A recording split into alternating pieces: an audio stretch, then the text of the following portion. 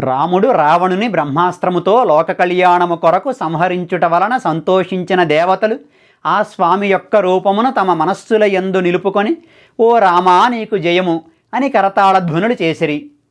ఈ ఒక్క వాక్యంలో మొత్తం విభక్తులన్నీ వస్తాయి. కర్తను ప్రధానంగా చెప్పేది ప్రథమా విభక్తి. ఈ వాక్యంలో సంహరించడం అనే ప్రధాన క్రియను చేసిన కర్త రాముడు. ఆ రాముడిలో డు అన్నది ప్రథమా విభక్తి ప్రత్యయం. ప్రత్యయం అంటే వ్యాకరణబద్ధంగా పదాలకు చివర చేరేది.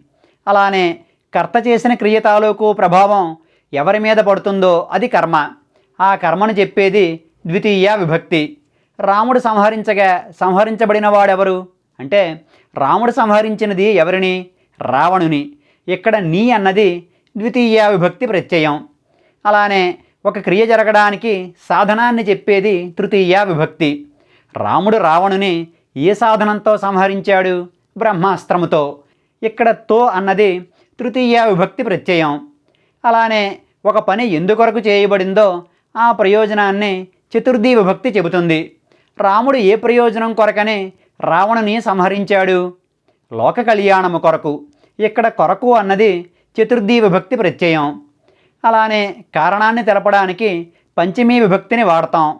ఏ కారణం వలన దేవతలు సంతోషించారు? రాముడు రావణుని సంహరించుట వలన. ఇక్కడ వలన అన్నది పంచమీ విభక్తి ప్రత్యయం. అలానే రెండింటి మధ్య సంబంధాన్ని తెలిపేది షష్ఠీ విభక్తి. ఈ వాక్యంలో ఎవరి యొక్క రూపము చెప్పబడింది? రాముని యొక్క రూపము. ఇక్కడ యొక్క అన్నది షష్ఠీ విభక్తి ప్రత్యయం. అలానే ఒక పదార్థానికి కానీ విషయానికి కానీ ఏది ఆధారంగా ఉందో చెప్పేది సప్తమీ విభక్తి. ఈ వాక్యంలో రాముని యొక్క రూపము ఎక్కడ నిలిచింది? దేవతల మనస్సుల యందు. ఇక్కడ యందు అంటే అందు అన్నది సప్తమీ విభక్తి ప్రత్యయం.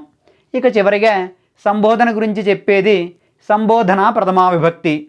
దేవతలు రాముని ఎలా సంబోధించారు? ఓ రామా అని సంబోధించారు. ఇక్కడ ఓ అన్నది సంబోధన ప్రథమా విభక్తి సూచకం. అలా ఈ వాక్యంలో అన్ని విభక్తులు ఉన్నాయి.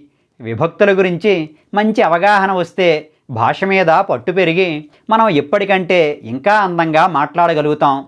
ఈ విభక్తుల గురించి ఇంకా వివరంగా తెలుసుకోవడానికి మన అజిగవా యూట్యూబ్ ఛానల్లో ఈ మధ్యనే పెట్టిన విభక్తుల వీడియోను చూడండి.